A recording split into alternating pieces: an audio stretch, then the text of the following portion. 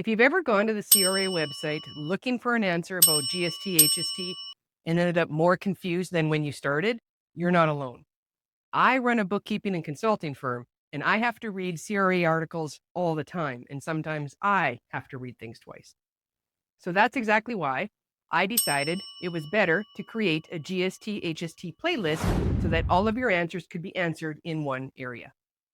Hi, I'm Janet Mercury, your profitable CFO, and I help Canadian small business owners make sense of their numbers so they can make better decisions about their time, their pay, and their profit. And on this channel, we talk about all the money stuff that most small business owners were never taught.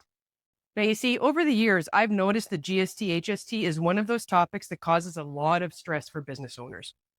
Usually, it's because they're trying to run their businesses and they just want a clear answer. Hey, it's Janet here. Sorry to interrupt the video, but I wanted to make sure you knew about something that I created just for you.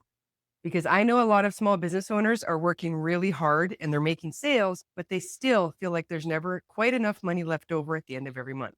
So that's why I created a free profit maximizer calculator that helps you see how your business is actually set up financially and whether it's actually working for you or working against you. You can download it from the link below. Now let's get back to the video. In the course of 11 years running my firm, I've heard questions like, do I need to register for GST HST? What counts toward the $30,000 threshold? What if I have clients in the United States? Do I still charge GST HST? What if my customer is in another province? Can I claim GST expenses? How does that even work?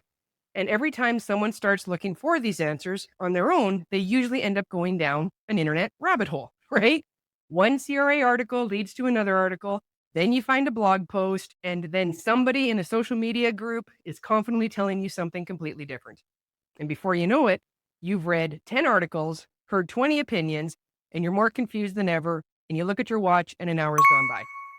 So that's why I created this playlist, because I want to explain GST HST the same I would when I'm talking with a client, from the perspective of someone who owns a bookkeeping firm. I'm immersed in these topics all the time. I'll try not to use tax jargon unless I absolutely need to. Just practical explanations that can help you understand how GST HST works in your business. My plan is to cover everything from registration rules and filing requirements to GST on expenses, US customers, tax codes, common mistakes, and some of the lesser known rules that can save you a lot of confusion down the road. But I do need to say as a quick disclaimer, right? Because this is a federally regulated sales tax, there are going to always be some exceptions. So think of this playlist as education, not personal tax advice. My goal is to help you understand the rules and know what questions to ask, not replace your accountant or tax professional. Okay? So if GST has ever felt confusing, overwhelming, or just plain frustrating, you're in the right place. Start with the first video in the playlist and we'll build your understanding one question at a time.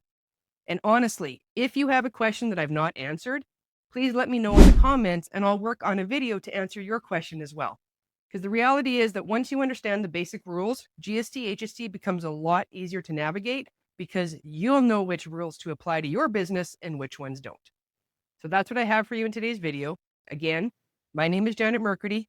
If you like what you're hearing, I encourage you to like and subscribe to my channel so that you don't miss any upcoming videos. I'm your profitable CFO, and I'll catch you in the next video.